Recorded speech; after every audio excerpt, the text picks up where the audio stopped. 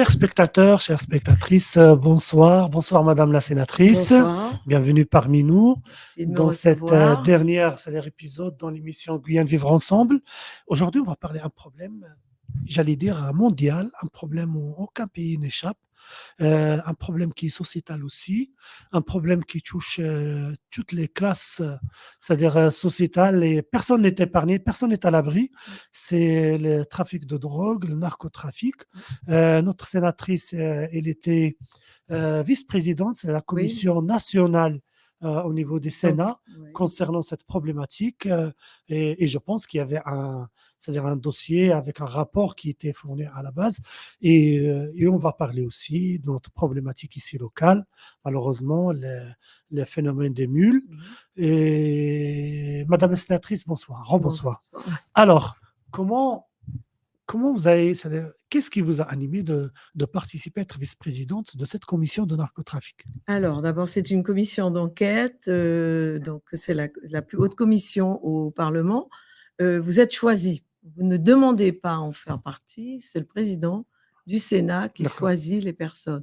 Bon, je pense qu'il suit mon parcours et il savait que j'étais intéressée pour régler les problèmes des mules, puisque bon, on connaît cette situation en Guyane et ça me fait beaucoup de peine de voir que des jeunes, en tout cas, on arrive en tout cas à les convaincre de porter de la drogue ou d'ingérer Les persuader. à les Voilà. convaincre, oui, Ouais. voilà. Et donc, il le savait, donc quand c'est avec plaisir d'ailleurs que j'ai accepté. C'était une commission qui était relativement difficile, très active, parce qu'on avait des auditions presque tous les jours. Ouais, Nous avons auditionné plus de 700 personnes, donc c'était pas quand même. n'importe quoi. Et puis, comme je rappelle, c'est une commission qui est particulière. Nous sommes comme des procureurs, puisque quand on vous convoque à cette commission, vous êtes obligé de venir et vous devez vous exprimer sous serment. Donc, D'accord. Donc, voilà, c'est spécial. mhm. Et donc, donc, vous pensez bien qu'on n'a pas reçu n'importe qui. Ah oui, Donc, c'était les grands du Tracfin, l'OFAST. On a reçu des préfets aussi qui s'occupent de stupéfiants.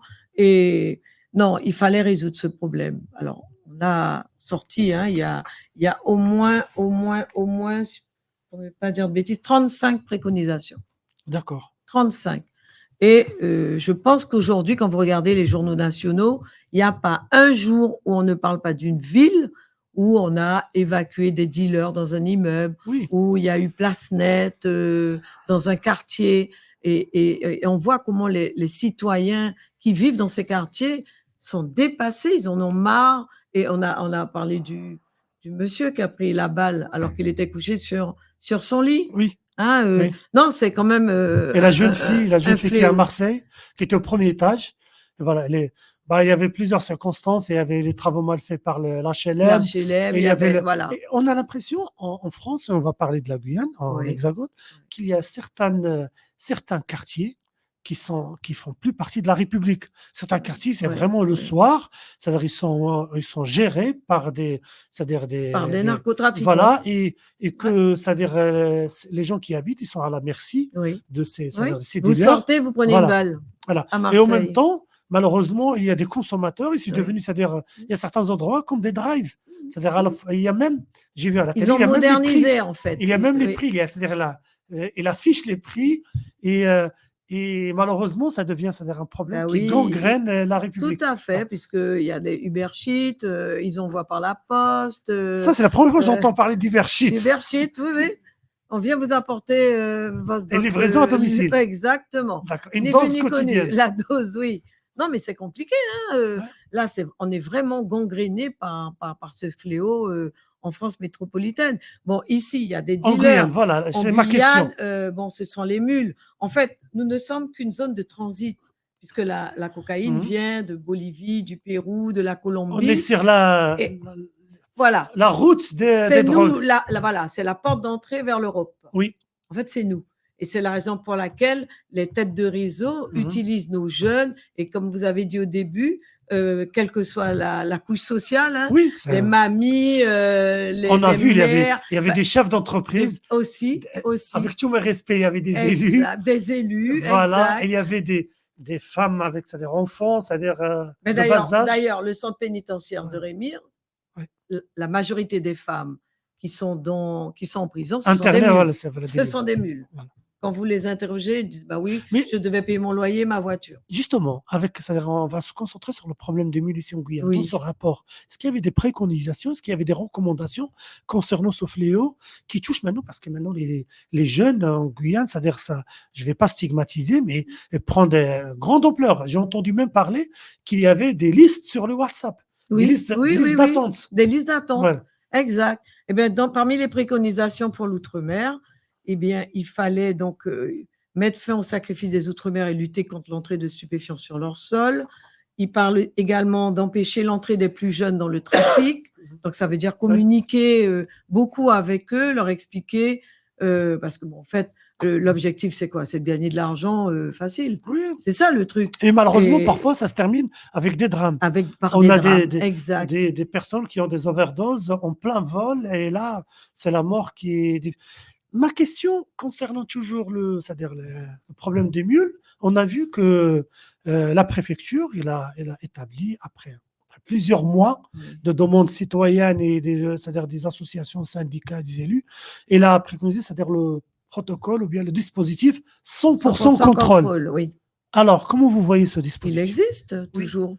Mais comment vous le jugez, avec maintenant un recul de quelques mois, comment vous évaluez ce... Moi, je trouve qu'il a donné des résultats positifs parce qu'on a réussi quand même comment dire ça? À empêcher les jeunes, en tout cas, de faire la mule. Ça, je suis sûre. Les chiffres ont régressé.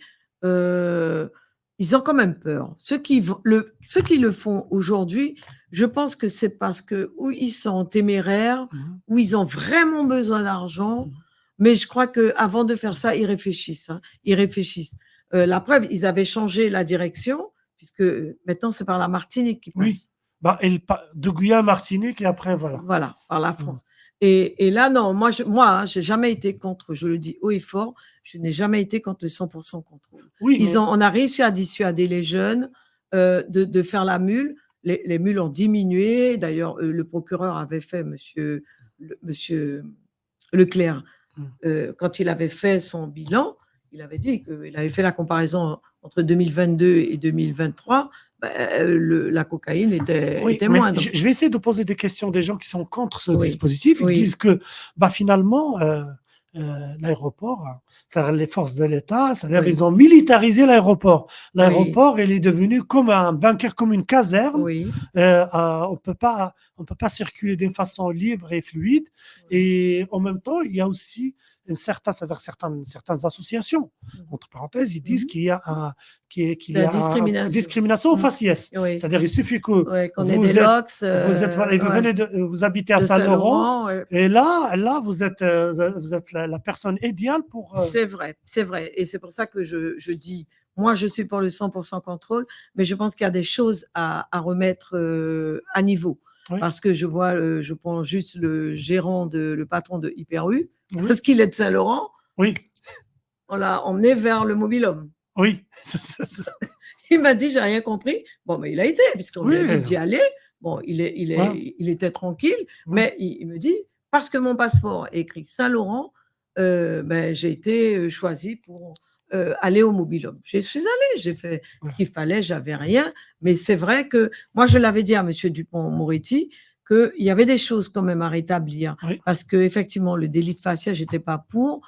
Même si je dis encore une fois que le 100% contrôle a donné des résultats positifs. Mais il y a des choses à revoir certainement.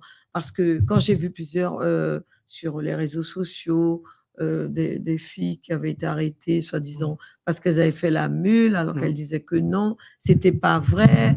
Je sais pas. Il y avait des choses à revoir, hein, mais bon, mais n'empêche que il fallait bien mettre un système en attendant le scanner. Oui. Et là, Monsieur Darmanin, lorsqu'il a été auditionné, d'ailleurs, nous avons auditionné les deux derniers, c'était Darmanin et Dupond-Moretti.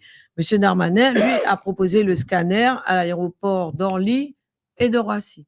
Justement, c'est-à-dire ce Pour dispositif de arrêter le scanner, 100% voilà, contrôle, on a voilà. vu qu'à un certain moment, c'est-à-dire l'État, il a manqué, c'est-à-dire il est Ouais, passé à ouais, côté. Ils ont ouais, installé un échographe qui a servi à rien. D'ailleurs, ouais, on ne sait pas la suite, c'est-à-dire le devenir de ce pauvre échographe qui pourrait très bien servir dans des de structures hospitalières tout à au fait, lieu, voilà. tout à fait. Et voilà. Et en même temps, c'est-à-dire il y a installation, c'est-à-dire de scanner, mais superficiel, c'est Mmh. un millimétrique qui Millimétrique, vraiment, mais bah, bon, il répond pas à la pas problématique du des tout, mules, pas qui du c'est tout. ingéré, c'est-à-dire Ouais, c'est des, voilà. on voit Il pas reste et le scanner médical. médical, ouais. Pourquoi ce dispositif, on n'arrive pas à installer ce dispositif? Qu'est-ce qui bloque? Parce qu'à certains moments, on a entendu parler qu'il n'y avait pas de radiologue, certains moments, il n'y Oui, avait pas de place à il y avait pas de l'aéroport. médecin Voilà. disponible, Il y c'est a- ce qu'ils avaient dit. voilà. Et là, actuellement, on entend parler qu'il va être installé à Orly. À Orly et Roissy. Oui, mais peut-être ça va répondre, c'est-à-dire sur le problème d'accès des drogues en métropole. Mais Ouais. imaginons, c'est c'est Oui, une mais ça mule va qui, pas régler le voilà, problème de la cocaïne ici, ça voilà, c'est en clair. fait, nous, on gardera le problème. Exact, exact, Voilà. exact. Eh ben, monsieur Darmanin, en tout cas avant son départ, c'est ce qu'il a promis, c'était et puis c'est tout le monde. C'est pas on choisit pas. C'est tout le monde qui passerait dans le scanner, le fameux scanner. Oui, Tous les passagers, sans mais, exception. mais est-ce que vous ne pensez pas que ça va. Parce que là, actuellement, pour aller prendre l'avion en Guyane, Ouais, bah, il faut aller 4 heures avant. oui. Je pense que c'est Oui, le c'est seul vrai. aéroport au monde où on doit aller C'est à 4 vrai, heures. c'est vrai, c'est vrai. Et, Parce que vous savez pas oui, si, bon, en fait, c'est pas tout simplement parce qu'ils ont des listes et ils regardent si la personne a quand est-ce qu'elle a pris son oui, billet, pourquoi, la raison pour laquelle, qui a payé, est-ce qu'elle a payé en espèces? oui. Enfin, il y a plein de critères qu'ils ont Mais, et ils ont en fait, c'est en rouge. C'est en rouge, on oui, sait que mais vous ne voilà. pensez pas, Madame la sénatrice, que, c'est-à-dire les dealers ou bien les Oui. réseaux, qu'ils vont s'adapter à ça, Mais c'est-à-dire, bien sûr, voilà. mais c'est bien pour ça que nous, la commission d'enquête, Oui, on a dit que c'est bien beau d'attaquer les dealers, d'attaquer les consommateurs, mais oui, ce sont les têtes de réseau qu'il faut oui. attaquer. Ce sont pas les petits, ce sont les gros. Et c'est là qu'il faut trouver des solutions. Justement, est-ce qu'il y a, c'est-à-dire, parmi les préconisations, est-ce qu'il y a, c'est-à-dire, un temps pédagogique, c'est-à-dire dans une politique d'aller vers, aller Oui, voir les jeunes dans oui. les écoles, dans les collèges, les Mais c'est lycées, ce qu'il dit, il y a une et préconisation qui voilà, dit, c'est-à-dire oui. les sensibiliser, Mhm. parce que finalement, c'est pas aussi inoffensif pour quelqu'un qui porte donc, il suffit qu'il y Tout aura à fait. une ovule qui éclate, bah, l'overdose, elle Bah, il y est a eu, à hein, 100%, il y elle est a eu morte, des quoi. passagers qui Oui, sont morts. On n'en parle pas, mais oui, il y en a qui sont morts dans l'avion et qui ont voyagé avec les gens et les gens ne savaient pas que la personne était décédée. Mais non, il y a dans il y a beaucoup de communication avec les jeunes, passer dans les lycées, les collèges surtout, pas en primaire. Je me dis, je crois que même les CM1, CM2, oui, ils sont en mesure de comprendre ce qu'on leur dit. oui, bien sûr. Donc, il faudrait pas les éviter. Il faut aussi les mettre dans la liste de, de, de la communication des jeunes. Qu'est-ce que vous en pensez pour, c'est-à-dire la conduite judiciaire? On sait que la justice, elle est indépendante, les Oui, juges, c'est-à-dire séparation c'est-à-dire ouais, ils de sont. pouvoir. Mhm. Mais vous pensez que plutôt il faut avoir une approche qui est répressive, 100% en prison, ou bien plutôt ce qui se passe actuellement, c'est-à-dire c'est des peines qui sont allégées, et Allégé, ouais. parce que surtout que notre capacité, c'est-à-dire au niveau, c'est-à-dire de centre pénitentiaire, ne peut pas résoudre ce problème. C'est clair. Qu'est-ce que vous voyez, quelle est selon vous, l'approche la plus rentable et la plus efficace? C'est vrai qu'il y a pas, il manque des places en prison. Je ne sais même pas lorsque les jeunes rentrent en prison ils s'y plaisent pas. Oui, non, mais Oui, il faut vraiment réfléchir. On parle de peine pénale, de durcir les peines pénales, mais je sais même pas si ça sert à ça, si ça va servir à quelque chose. Est-ce que, on ne doit pas leur donner des travaux d'intérêt général et puis leur faire, hem, pas du bourrage de crâne, mais leur expliquer, oui, c'est vrai. les contraintes, et puis tous les côtés négatifs de ce qu'ils font? Je pense qu'il faut les prendre en charge. Moi, de toute façon, je suis quelqu'un qui est pour la concertation, pour la communication. Il faut beaucoup communiquer pour que quelqu'un comprenne, parce qu'effectivement, les enfermés, je ne sais même pas. Je les entends, hein, quand je les vois dans les quartiers, ils disent: «Bof, j'ai fait 2 mois, j'ai bien mangé, j'ai bien bu. S'il faut Mmh. retourner, je retourne». Donc, la prison ne fait plus peur non plus. Est-ce que vous pensez que le fait qu'on est dans cette situation, c'est un échec, par exemple, pour une institution comme la protection judiciaire des jeunes, la Oui, PJJ? pour moi, C'est-à-dire, oui. est-ce qu'on est devant un constat d'échec? C'est-à-dire, si on Pour arrive à ce moi, oui. stade-là, Pour moi, parce que, oui. c'est-à-dire, avoir qu'un seul c'est-à-dire, choix pour avancer et tout, de faire la mue, c'est triste Non, et c'est c'est triste. dévalorisant et c'est stigmatisant par Oui, rapport à cette jeunesse qui est en Guyane voilà, le pays a besoin de cette jeunesse pour se construire, tout à alors fait. que cette jeunesse, il prend un autre chemin et un autre. Ouais, c'est un problème sociétal. Ce sont les films, ce sont les reportages. On veut faire comme les Américains, on veut imiter. Et puis encore une fois, s'il y a pas les parents pour donner une ligne de conduite, et ben, voilà. Mais c'est vrai que la PJJ, je trouve, ne fait pas forcément son travail correctement. Et puis je pense qu'on doit inventer des dispositifs, on doit inventer, on doit innover, je ne sais Mhm. pas. Mais il faudrait se pencher sur la question, surtout pour nos jeunes Guyanais. Parce qu'il y en a, ils ont des potentialités, mais ils les perdent parce que bon, Mhm. ben, ils sont attirés par le vêtement, Oui, voilà, par l'argent l'argent facile. facile, Voilà, par la c'est. marque. Mais Mhm. qu'est-ce que ça apporte la marque? Que dalle! Ouais, On est habillé comme les autres, mais ouais. on est habillé, on porte une marque, mais rien de plus. Enfin, je sais pas, je pense il faudrait qu'il y ait peut-être aussi plus d'associations Oui, pour s'occuper des jeunes dans les quartiers, se substituer aux parents. Moi, quand j'étais mère, j'organisais les mardis de la parentalité parce qu'on expliquait aux oui, parents étrangers ce qu'il fallait faire, ce qu'il fallait ouais. pas faire. Enfin, je crois qu'il faut pas laisser les gens arriver chez nous et puis se laisser aller, faire ce qu'ils veulent. D'accord. Voilà, il faut mettre des garde-fous Ça pour va. moi, hein. Bah, sur ce, Madame Merci, Sénatrice, merci beaucoup. On va vous inviter dans d'autres occasions pour suivre tous ces dossiers. tout à Et fait. merci, je sais que vous avez un calendrier très chargé entre la Guyane et l'Hexagone. Merci de nous avoir accordé ce temps-là d'échange. Et on vous donne, chers spectateurs, spectatrices, d'autres rendez-vous dans votre émission Guyane Vie Publique et on va suivre ces dossiers. Et d'ici là, je vous souhaite bonne soirée et merci beaucoup de votre attention et on va essayer de voir d'autres problématiques, toujours dans une perspective d'avoir, c'est-à-dire des solutions et d'avancer. Merci beaucoup et bonne soirée à vous.